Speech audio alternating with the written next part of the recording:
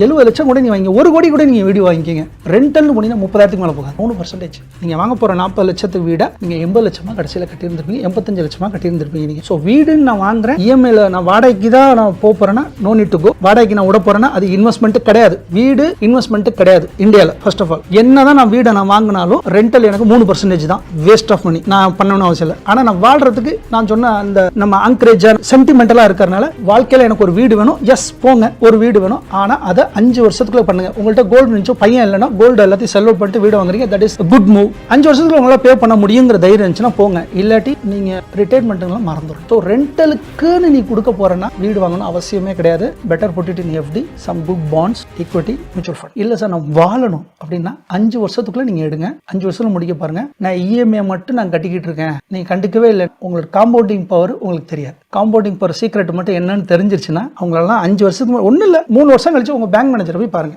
நீங்க கட்டினது எவ்வளோ, நீங்க இன்ட்ரெஸ்ட் எவ்வளோ பே பண்ணிருக்கீங்க, கேபிட்டல் எவ்வளோ பே பண்ணீங்க, அதை மட்டும் பார்த்தீங்கன்னா நான் வீடு வாங்கிட்டு நான் பேங்க் மேனேஜர் போய் என் ஒய்ஃப் சொன்னதுனால நானே என் ஒய்ஃபும் போய் பேங்க் மேனேஜர் பார்த்துட்டு 3 இயர்ஸ் கழிச்சு போய் பார்க்குறோம். அவர் சொன்னது, சார் நீங்க 9 லட்ச ரூபா கட்டியிருக்கீங்க, 2 லட்ச ரூபா நீங்க வந்து பே பண்ணிருக்கீங்க கேபிட்டல், 7 லட்ச ரூபா இன்ட்ரெஸ்ட்.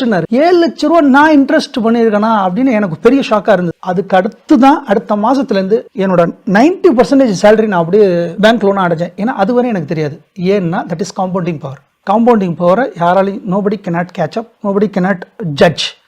ஏன்னா நீங்கள் சிஏ படிச்சிருங்க, 100 and மேக்ஸில் கூட நீங்கள் எடுத்துங்க. ஆனால் இந்த காம்பவுண்டிங் பவர் எஃபெக்டை தெரிஞ்சுக்கணுன்னா ஃபினான்ஷியலாக அதான் பேங்க்காரங்களுக்குலாம் நல்லா தெரியும் இது எப்படி ஒர்க் ஆகுதுன்னு. அதனால் இந்த சீக்ரெட்ஸ் எல்லாம் வந்து அவங்க நினைப்பாங்க இஎம்ஐ தானே நார்மலாக தான் சார் இருக்கணும். பட் ஆனால் அப்படி இல்லை.